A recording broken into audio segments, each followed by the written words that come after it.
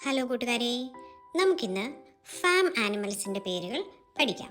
എന്താണ് farm animals കൂട്ടുകാരെ? മനുഷ്യർ അവരുടെ ഉപയോഗങ്ങൾക്ക് വേണ്ടി ഇണക്കി വളർത്തുന്ന മൃഗങ്ങളാണ് ഫാം ആനിമൽസ്. കൗ, പശു. പശു ഒരു ദിവസത്തിൽ 10 മുതൽ 12 മണിക്കൂർ വരെ കഴിക്കാനായിട്ടാണ് ഉപയോഗിക്കുന്നത്. പശുവിനെ നമ്മൾ എന്തിനാണ് വളർത്തുന്നത് കൂട്ടുകാരെ? അവയുടെ പാലിന് വേണ്ടി, മിൽക്കിന് വേണ്ടിയാണ് വളർത്തുന്നത്.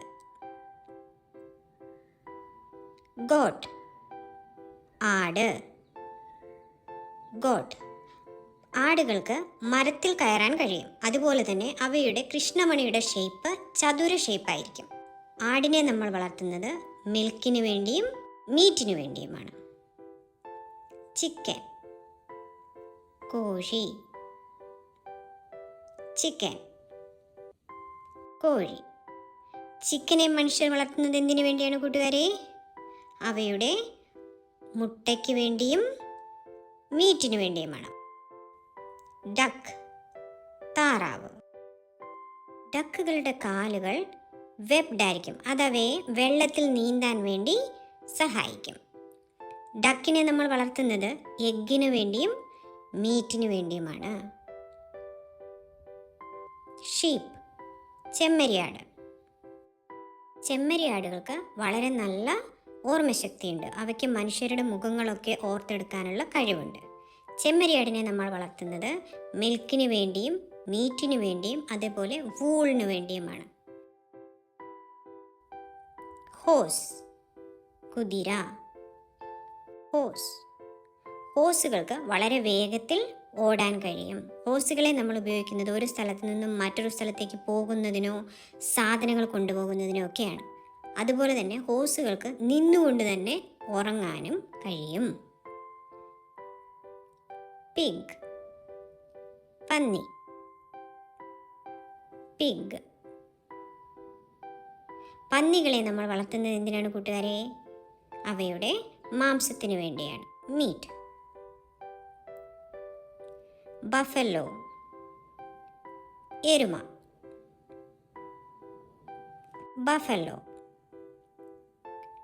എരുമയെ നമ്മൾ വളർത്തുന്നത് അവയുടെ മിൽക്കിന് വേണ്ടിയാണ്, പാലിന് വേണ്ടി. ഡോങ്കി, കഴുത. ഡോങ്കി. ഡോങ്കിയെ മനുഷ്യർ ഉപയോഗിക്കുന്നത് സാധനങ്ങൾ ഒരു സ്ഥലത്ത് നിന്നും മറ്റൊരു സ്ഥലത്തേക്ക് കൊണ്ടുപോകാൻ വേണ്ടിയാണ്. ഡോങ്കി, കഴുത. ഹണിബി, തേനീച്ച. തേനീച്ച ഒരു ഇൻസെക്റ്റാണ്. അതേപോലെ തന്നെ തേനീച്ച കമ്മ്യൂണിക്കേറ്റ് ചെയ്യുന്നത് ഡാൻസ് കളിച്ചിട്ടാണ്. ഒരു തേനീച്ചയ്ക്ക് 5 മുതൽ 6 ആഴ്ച വരെ മാത്രമേ ആയുസുള്ളൂ. അവയെ നമ്മൾ വളർത്തുന്നത് തേനിന് വേണ്ടിയാണ്, ഹണി.